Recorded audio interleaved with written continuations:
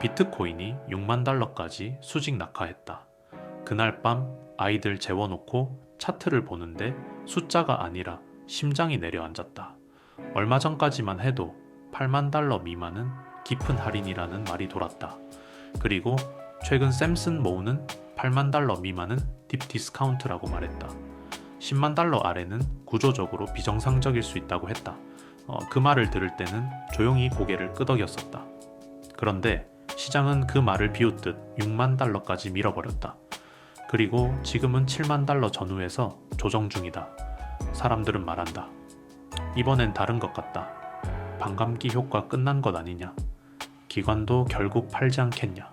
나는 그 말들을 들으면서 차트가 아니라 아이 얼굴을 떠올렸다. 나는 왜 비트코인을 사는가? 단기 수익 때문인가? 아니면 시대의 흐름 때문인가? 나는 아빠다. 내가 이 시장에 남아있는 이유는 흥분 때문이 아니라 설계 때문이다. 좋아요, 구독, 알림 설정을 눌러주시면 더 좋은 콘텐츠로 찾아뵙겠습니다. 여러분의 응원이 콘텐츠 제작에 큰 힘이 됩니다. 얼마 전 6만 달러까지 수직 낙하한 날 나도 흔들렸다. 사람은 숫자에 흔들리는 존재다. 수익이 줄어드는 걸 보는 건 이성의 문제가 아니다. 본능의 문제다. 도망가고 싶어진다. 그 순간 떠오른 건 샘슨 모우의 말이었다. 8만 달러 미만은 깊은 할인.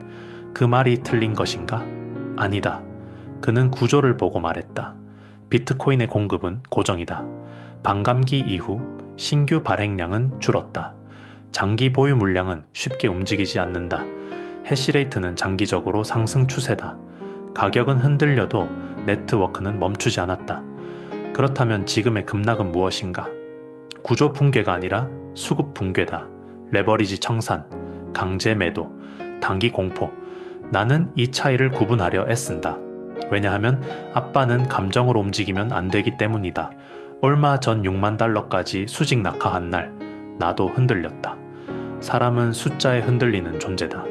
수익이 줄어드는 걸 보는 건 이성의 문제가 아니다. 본능의 문제다. 도망가고 싶어진다. 그날은 솔직히 누가 무슨 말을 해도 귀에 안 들어왔다. 할인이라는 말도 장기라는 말도 다 공허했다. 왜냐하면 그 순간 내 눈앞에 있는 건 차트 한 장뿐이었기 때문이다. 그렇게 6만 달러를 찍고 가격은 다시 7만 달러 전후로 올라왔다. 그리고 시장은 조정이라는 이름으로 숨을 고르기 시작했다. 이때부터다. 사람들이 다시 말을 하기 시작한 건 이 구간이 기회다. 여기서 더 빠질 수 있다. 이번 반등은 데드캣이다. 공포가 지나가고 조급함이 올라오는 구간. 바로 지금 같은 구간이다. 그리고 샘슨 모우의 말은 이 시점에 나온다. 6만 달러 수직 낙하의 한복판이 아니라 그 충격이 지나고 시장에 다시 서사가 필요해지는 시점에 그가 최근에 던진 메시지다. 샘슨 모우가 최근에 한 말의 핵심은 세 줄로 압축된다. 8만 달러 미만은 딥 디스카운트다.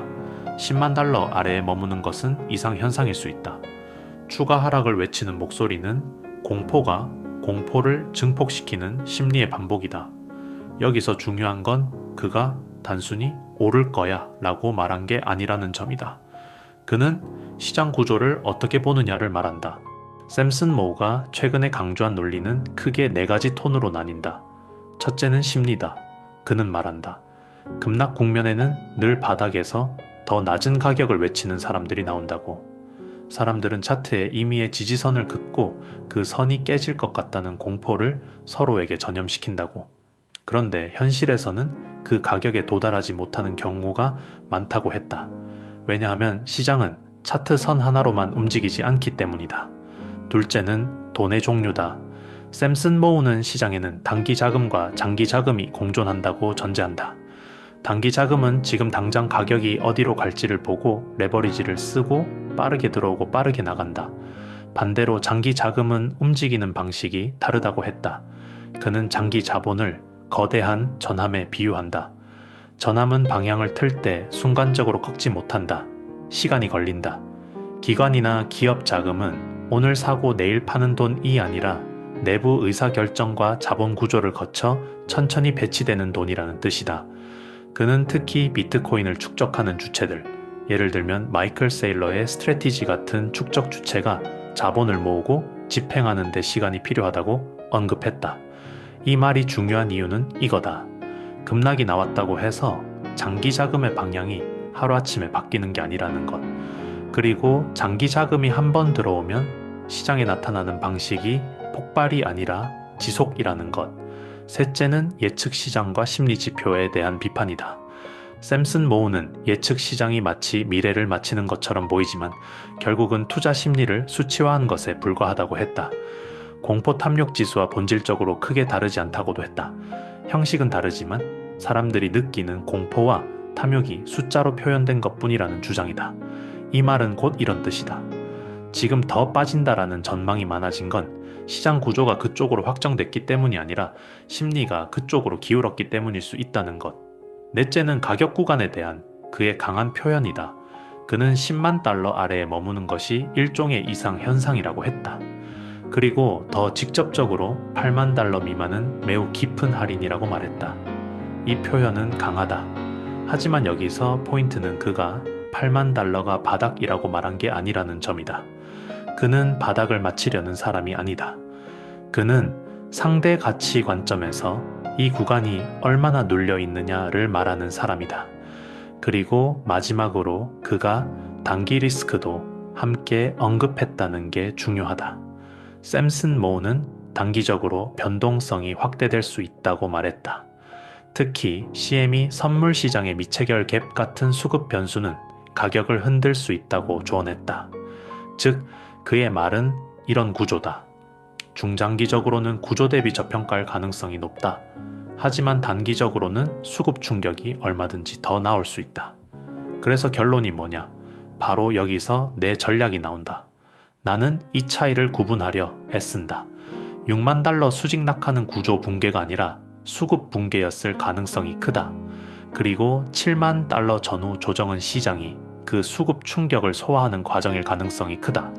이때 샘슨 모우 같은 사람이 하는 말은 지금 심리가 어디로 쏠렸는지를 다시 보게 만든다. 하지만 나는 그의 말을 듣고 몰빵하지 않는다. 오히려 그 말이 디테일할수록 내 결론은 더 단단해진다. 공격적인 DCA다. 깊은 할인이라고 판단되는 구간에서는 속도를 올린다. 그러나 바닥을 맞히려 하지 않는다. 왜냐하면 바닥 맞히기는 아빠의 투자 방식이 아니기 때문이다. 아빠는 감정으로 움직이면 안 된다. 아빠는 구조와 계획으로 움직여야 한다. 그래서 나는 급락이 끝이 아니라 변동성이라는 걸 받아들인다. 그리고 변동성을 내 편으로 만든다. 이게 공격적인 DCA다. 그래서 나는 그의 말을 듣고 흥분하지 않는다. 오히려 더 차분해진다. 왜냐하면 그의 말은 바닥을 예측하는 말이 아니라 구조를 해석하는 말이기 때문이다. 구조가 맞다면 가격은 언젠가 따라온다. 하지만 언제가 문제다. 그래서 나는 시간을 쪼갠다. 지금 7만 달러 전후 조정 구간. 이 구간은 애매하다. 6만 달러 수직 낙하를 겪은 뒤라 심리는 여전히 약하다. 반등 같기도 하고 또 한 번 밀릴 것 같기도 하다. 이 구간에서 몰빵하면 다시 10%만 밀려도 멘탈이 흔들린다. 나는 멘탈이 흔들리면 안 된다. 왜냐하면 나는 아이의 미래를 설계하는 사람이지 차트와 싸우는 사람이 아니기 때문이다. 그래서 나는 공격적인 DCA를 실행한다. 기본 DCA는 이미 돌아가고 있다. 정해진 날짜에 정해진 금액을 매수한다. 그건 멈추지 않는다. 그리고 확신 구간에서는 속도를 올린다. 8만 달러 미만에서는 매수 금액을 상향했다. 6만 달러를 찍었을 때 추가 자금을 투입했다. 그러나 전부는 아니다. 왜냐하면 나는 추가 하락 가능성까지 설계에 넣어두었기 때문이다. 지금 나는 실물금을 일부 처분 중이다. 이미 일부는 정리했다. 이건 급락 보고 충동적으로 한 행동이 아니다. 미리 정해둔 자산 재배치 계획이다. 왜 금을 파는가? 금은 안전자산이다. 위기에서 나를 지켜준다. 하지만 지금은 질문이 달라진다. 지금 이 순간 상대적으로 더 눌린 자산은 무엇인가? 만약 비트코인이 구조 대비 과도하게 할인된 상태라면 금 일부를 이동시키는 건 합리적 자산 배분이다. 나는 자산을 사랑하지 않는다. 나는 자산을 활용한다. 그리고 나는 이미 정해두었다. 만약 5만 달러 아래로 내려간다면 금 추가 처분을 실행한다. 더 과감하게. 그때는 공포가 다시 올 것이다. 뉴스는 강세장 종료를 말할 것이다. 지인들은 왜 아직도 들고 있냐고 말할 것이다. 그때 나는 차트를 보지 않는다. 나는 계획을 본다. 총 자산 대비 비트코인 비중, 남아있는 현금, 생활 자금 마진. 그 선을 넘지 않는 한 나는 매수한다. 그리고 주식도 일부 정리 대상이다. 나는 주식을 좋아한다. 성장 기업을 믿는다. 하지만 자산은 상대 가치 게임이다. 5만 달러 구간에서 비트코인의 기대 수익 대비 리스크가 다른 자산보다 매력적이라면은 비중 조정은 자연스러운 선택이다. 단, 생활 자금은 남겨둔다. 왜냐하면 생존이 먼저이기 때문이다. 공격적이지만 무너지지 않는다. 이게 아빠의 투자다. 몰빵은 확신이 극대화될 때 매력적이다. 하지만 몰빵은 한 번의 가격에 모든 걸 건다. 공격적인 DCA는 다르다. 확신이 높아질수록 속도를 올린다. 그러나 한 번에 던지지 않는다. 가격이 더 내려오면 추가 매수, 또 내려오면 추가 매수.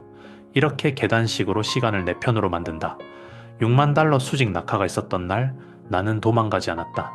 왜냐하면 나는 가격이 아니라 구조를 믿기 때문이다. 샘슨 모우의 말이 맞을지 틀릴지는 시간이 말해줄 것이다. 하지만 나는 그가 본 구조를 이해한다. 공급은 고정, 발행량 감소, 장기 보유 확대, 네트워크 유지. 이 네 가지가 무너지지 않는 한 나는 반복을 선택한다.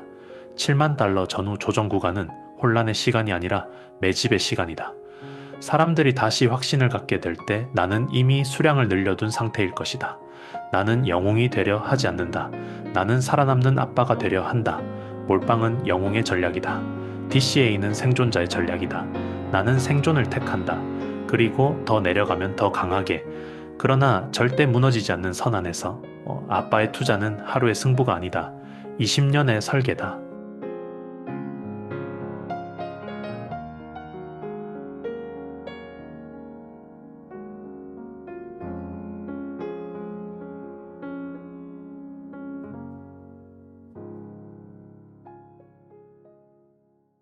이 영상이 마음에 드셨다면 구독과 좋아요는 큰 힘이 됩니다. 빠르게 움직이는 세상 속에서 우리는 느리지만 단단한 투자를 이야기합니다. 아빠의 투자 일기 다음 이야기에서 또 뵙겠습니다. 이 채널은 아빠의 투자 일기를 공유합니다.